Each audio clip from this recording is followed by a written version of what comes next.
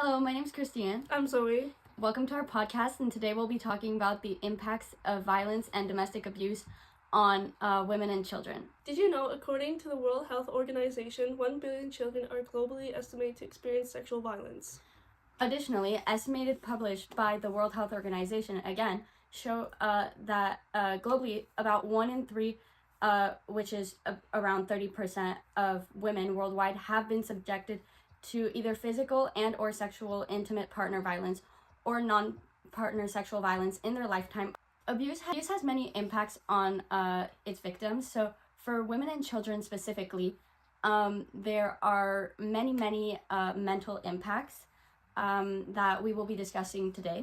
Some impacts on women are depression and anxiety, especially PTSD, is mostly strongly associated with this kind of victimization.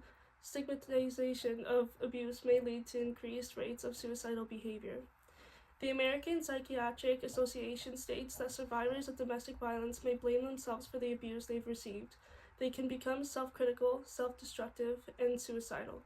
Chronic abuse can create trauma responses that interfere with the future relationships.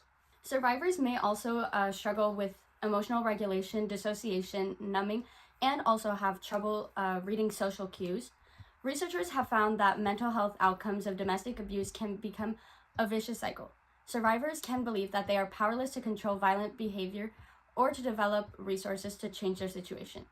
This can potentially set up a long-term pattern of violent partnerships. For kids, there are also a few mental health impacts. So children exposed to violence are more likely to abuse drugs and alcohol, suffer from depression, anxiety, and post-traumatic disorders, fail or have difficulty in school, and become more delinquent and engage in criminal behaviors. According to the Canadian Labour Congress, there are many warning signs that can point to somebody being a victim of domestic abuse, and here are just a few of them. A few of the warning signs are physical injuries, which people who are experiencing domestic abuse may blame on them either being clumsy or having accidents.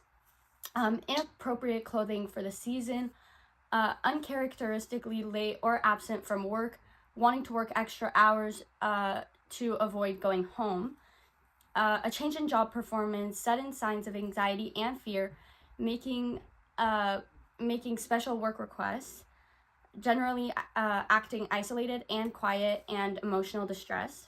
Add on minimizing or denying harassment or injuries, excessive phone calls, emails, or text messages, reluctant to respond to phone messages, others at work may overhear or witness insulting messages intended for the victim, and sensitivity if people ask about how home life or trouble at home, disruptive visits in the workplace by past or current partner, the sudden appearance of gifts after an apparent dispute between the couple, using drugs and or alcohol to cope.